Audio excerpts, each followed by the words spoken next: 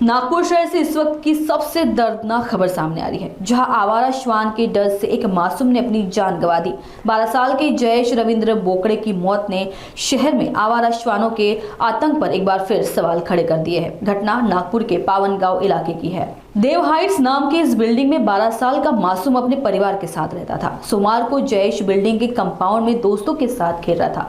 खेल खत्म होने के बाद जैसे ही बालक अपने फ्लैट में जाने लगा, तभी एक आवारा श्वान उसके पीछे पड़ गया। श्वान लगातार भौंकता और दौड़ता रहा। श्वान से बचने के लिए जयेश भागता हुआ अपनी बालकनी तक पहुंचा, लेकिन वहां संतुलन बिगड़ गया और वो सीधा छठी मंजिल से नीचे आ गिरा। बालक की मौत ने पूरे इलाके में शोक की लहर दौड़ा दी है। लोगों का कहना है कि इलाके में आवारा श्वानों की संख्या लगातार बढ़ रही है, लेकिन नगर निगम और प्रशासन इसे रोकने में नाकाम साबित हो रहे हैं। अब देखना यह होगा कि मासूम की मौत के बाद जिम्मेदार प्रशासन कोई ठोस कदम उठाता है या फिर ऐसे हादसे दोहराते जाते। अब देखना यह होगा कि मासूम की मौत के बाद जिम्मेदार प्रशासन कोई ठोस कदम उठाता है या फिर ऐसे हादसे दोहराए जाते रहेंगे।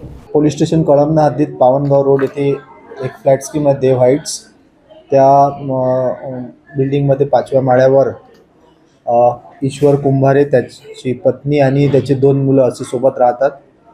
दिनांक 6-7 रोजी 1600 वाजता दरम्यान खाली बिल्डिंगच्या खाली लहान मुलं खेळत होते आणि खेळणं झाल्यानंतर ते आपापल्या घरी पायऱ्यांवरून पळत जात असताना यातील मृतक मुलगा जयेश वय 12 वर्ष हा पायऱ्यांवरून पळत जात असताना त्याच्या हातात एक छोटी काठी होती। मध्ये कुठेतरी त्याच्यावर कुत्रा भुकला, त्यामुळे तो कुत्र्याला घाबरून वर पळत जाऊन खिडकीवर चढला आणि त्या खिडकीच्या याच्यातून स्लायडिंगमधून तो खाली पडला आणि त्याचा मृत्यू झाला। मृत्यू झाल्यानंतर त्याला खाली पडल्यानंतर त्याला प्रथम भवानी हॉस्पिटलमध्ये नेलं। भवानी हॉस्पिटलमध्ये त्याचे उपचार करून त्याला मेयोमध्ये नेण्यात आलं, पण तिथे डॉक्टरांनी त्याला मृत घोषित केलं। त्यानंतर पोलीस स्टेशनला अकस्मात मृत्यू दाखल करण्यात आला।